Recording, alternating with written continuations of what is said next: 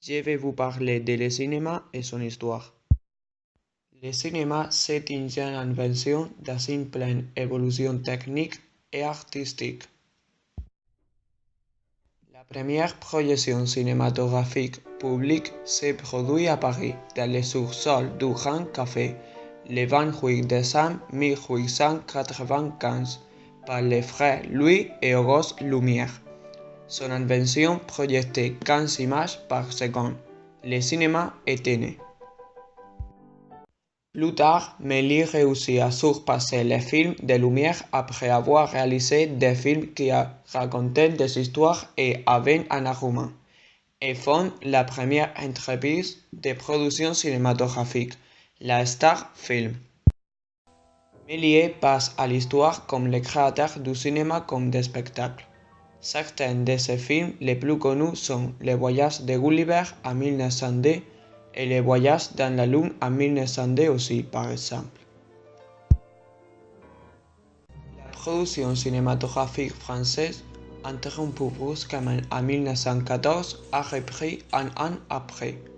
En ce moment commence l'impressionnisme, avec des films de jeunes cinéastes comme Abel Gance ou Marcel Leviel, inspirés par quelques éléments du style cinématographique américain. Sont d'exemples La fièvre de Louis Deluc et El Dorado de Marcel Leviel en 1921. Le cinéma sonore surgit en France quand les productrices investissant dans l'équipement américain et allemand pour les produits.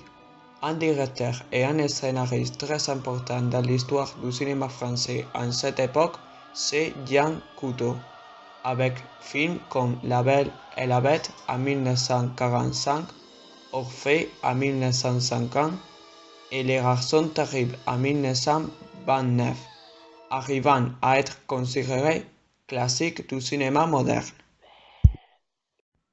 Mais a été Jean Renoir le pionnier dans l'usage du son direct. Il faisait les prises de son dans la même localisation pour s'assurer de que les interprétations individuelles étaient effectuées à l'intérieur de son contexte original. L'image et le son apparaissaient de forme simultanée, comme dans le film La Guerre du Jet en 1939.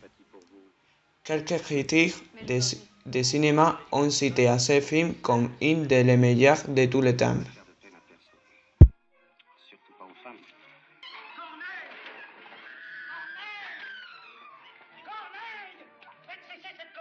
Elle m'aime un peu, beaucoup, passionnément, à la folie.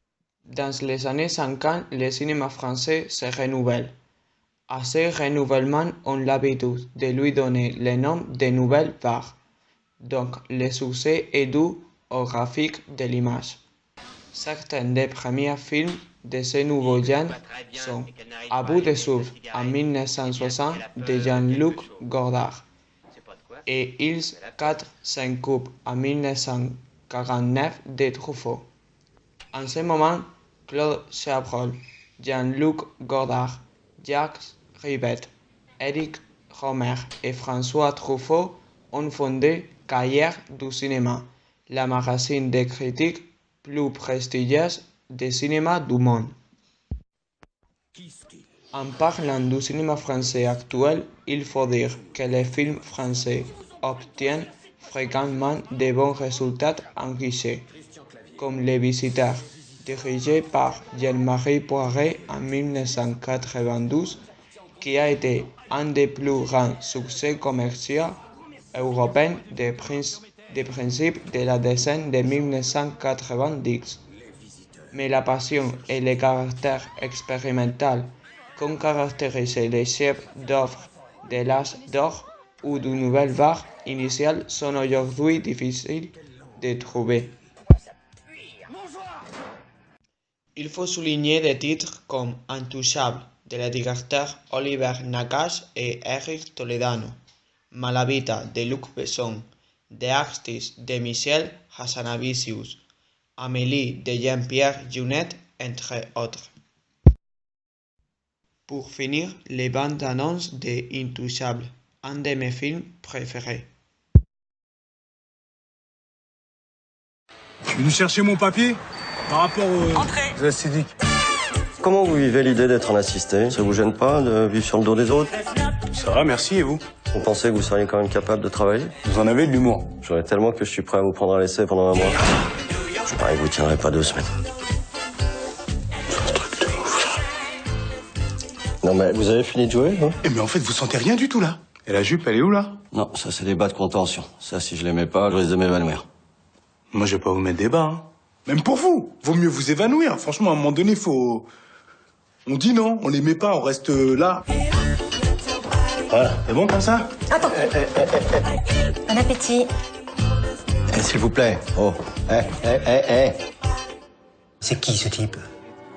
Autour de toi, tout le monde s'inquiète. Tu dois pas laisser rentrer n'importe qui chez toi. Et surtout dans ton état. Dites-moi, vous n'avez pas envie de prendre le large? Vous voulez vous barrer, c'est ça? Et on va où? Respirez un peu. Ça y est, les voilà. 100 € que je les mets dans le vent. Tenue.